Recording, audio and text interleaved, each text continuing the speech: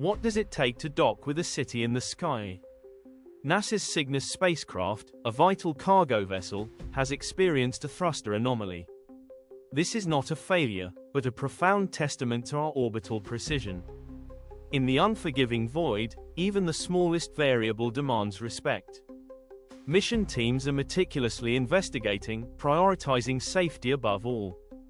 This deliberate pause highlights the stunning complexity of spaceflight.